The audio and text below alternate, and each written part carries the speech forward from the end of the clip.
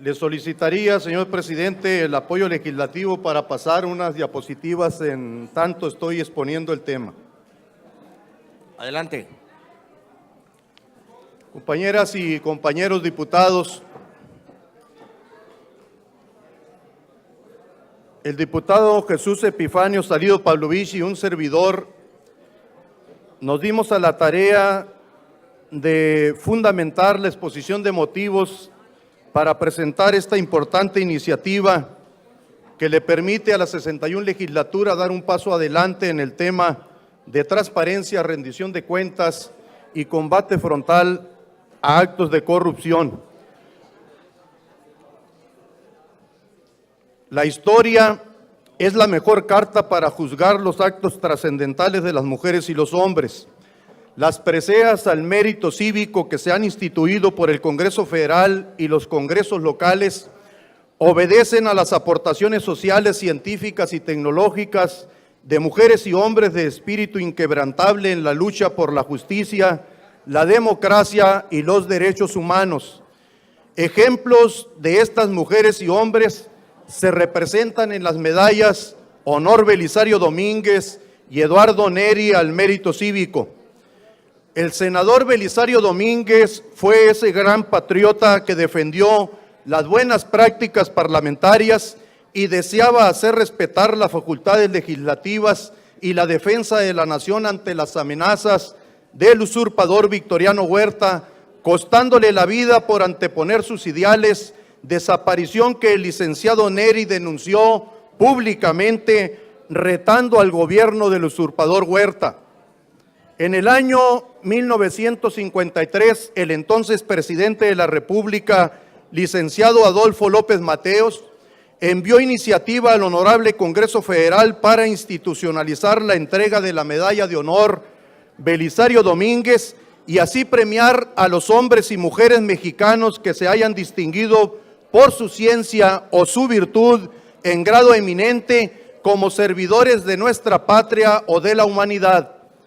El diputado Eduardo Neri Reynoso, de la 26 Legislatura Federal, fue un hombre de calidad moral y valor temerario que se atrevió a señalar a Victoriano Huerta como responsable directo de la desaparición del senador Belisario Domínguez.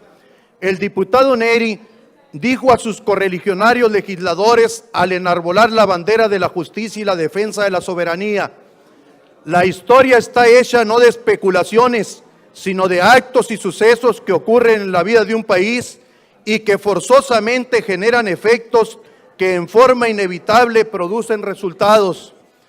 En la legislatura 47, el Honorable Congreso de la Unión instituyó en octubre de 1969 la medalla Eduardo Neri al mérito cívico. La 61 legislatura del Honorable Congreso del Estado de Sonora ha cumplido escrupulosamente con la armonización del sistema estatal con el Sistema Nacional Anticorrupción, sin perder la oportunidad de significarnos por aportaciones de avanzada que ponen a nuestro Estado a la vanguardia en esta materia, particularmente dotando de autonomía constitucional al Instituto Superior de Auditoría y Fiscalización. Esta legislatura debe dar el siguiente paso. A partir de que el Sistema Nacional y Estatal Anticorrupción tienen como tarea prioritaria la prevención en actos de corrupción y la cultura en transparencia y rendición de cuentas, proponemos que se establezca en forma permanente el otorgamiento por el Honorable Congreso del Estado de Sonora de una medalla al mérito cívico en favor de la transparencia, rendición de cuentas y lucha contra la corrupción, para premiar al sonorense que por sus hechos, su conducta ejemplar y su aportación al tema se haga acreedor a la misma. Para promover tan importante reconocimiento y reivindicar la figura de un gran sonorense de calada probidad y restricto apego a la legalidad y a la honradez, les proponemos se rinda homenaje póstumo al licenciado Felipe Adolfo de la Huerta Marcor e instituir en su nombre la medalla al mérito cívico en favor de la transparencia, rendición de cuentas y lucha contra la corrupción. El licenciado Adolfo de la Huerta nace en Guaymas el 26 de mayo de 1881. Era un hombre carismático, apreciado en todo el estado de Sonora. Apoyó al Partido Liberal Mexicano en 1906 y se unió a la campaña democrática de Madero en 1910. Al triunfo de Madero, es diputado en la legislatura local y participa en los tratados de paz con la tribu yaqui. Durante la decena trágica se encuentra en México y acompaña a Madero.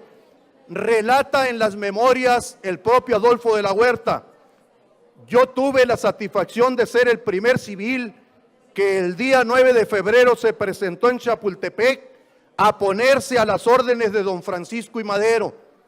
En ese tiempo, la legislatura local lo comisiona como delegado a la Convención de Monclova, que trata de unir a los revolucionarios de Coahuila, Sonora y Chihuahua bajo el Plan de Guadalupe. El 18 de agosto de 1913, en su carácter de diputado local, logra que Carranza sea reconocido por el Congreso del Estado de Sonora como único representante de la Federación, lo que le dio acceso legal a los recursos federales, además de los recursos que él manejaba en Sonora. En mayo de 1913 vuelve a ser diputado local y en octubre siguiente Carranza lo nombra oficial mayor de la Secretaría de Gobernación, de cuyo despacho se encarga en agosto de 1915. En abril de 1916 es gobernador provisional de Sonora.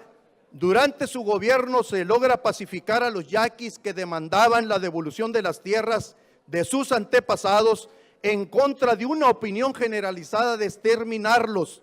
Restablece el Supremo Tribunal de Justicia, erige los municipios de Agua Prieta, Nacosari, Trincheras y Yécora, restituye los ejidos a la ciudad de Álamos y por decreto 71 de octubre 10 del mismo año establece la Cámara Obrera, en cuyos artículos transitorios se dispone la jornada de 8 horas y el descanso semanal, el salario mínimo, la edad no menor a 14 años para trabajar, los contratos formales para periodos mayores de 6 años y los impuestos a cargo de la empresa, no del trabajador.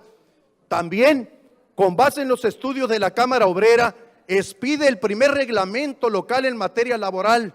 Además, apoya a los obreros huelguistas de la Cananea Cooper y del Ferrocarril Sud Pacífico, ambas empresas norteamericanas.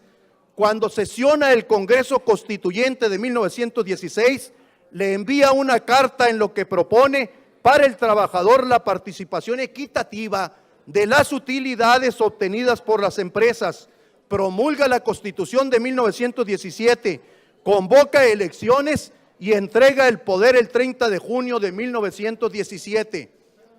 En materia de transparencia y rendición de cuentas, instituye y exige su manifestación de bienes a los empleados y funcionarios públicos del Estado de Sonora. En julio de 1917 es nuevamente oficial mayor de la Secretaría de Gobernación. En 1918 senador y cónsul general de México en Nueva York. El 1 de abril de 1919 vuelve a ser gobernador de Sonora, ahora en carácter de constitucional.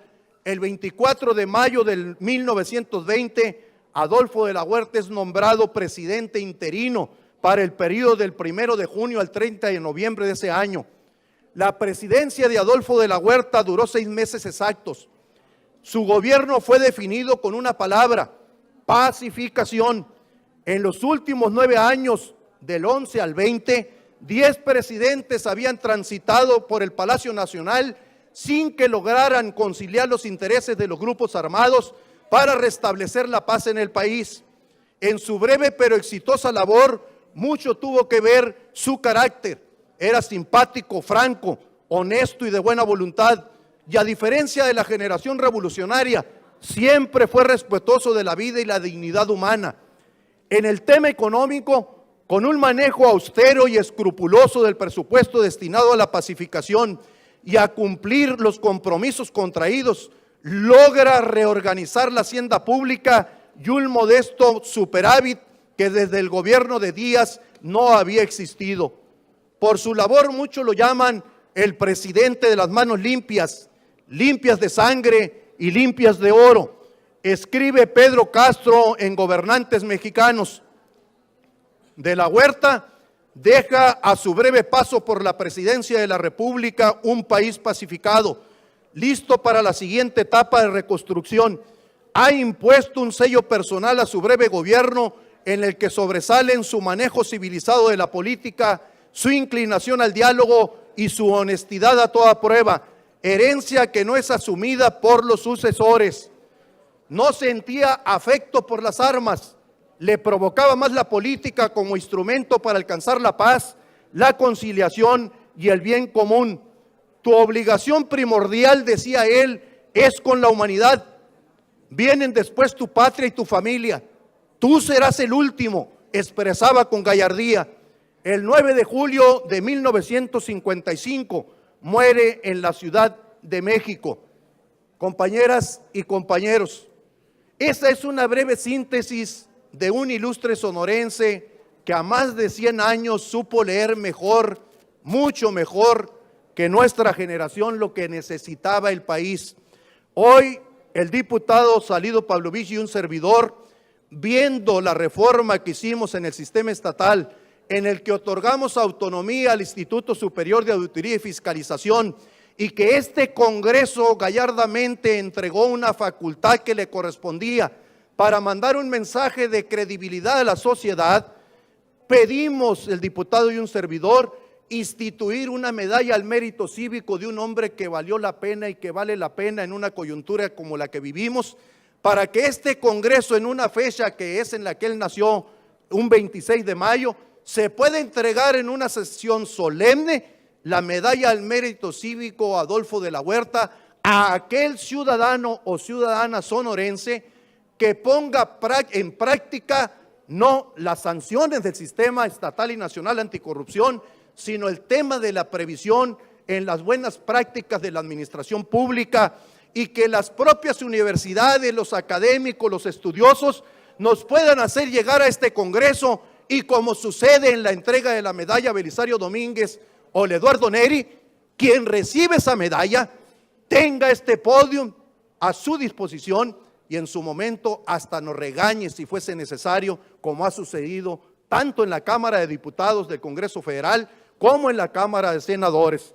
Le pido al jurídico, por la estrategia que seguiremos en el desarrollo de esta sesión, de ser más prácticos, que como está en la Gaceta el proyecto de reforma a la ley al mérito de reconocimiento al mérito cívico y a la ley orgánica, que íntegramente, como aquí lo proponemos, sea considerado para no darle lectura, y esperando de ustedes cuando se mande a las comisiones la aportación para mandar un mensaje de entendimiento del momento que vivimos esta 61 legislatura en el tema de combate a la corrupción. Muchísimas gracias.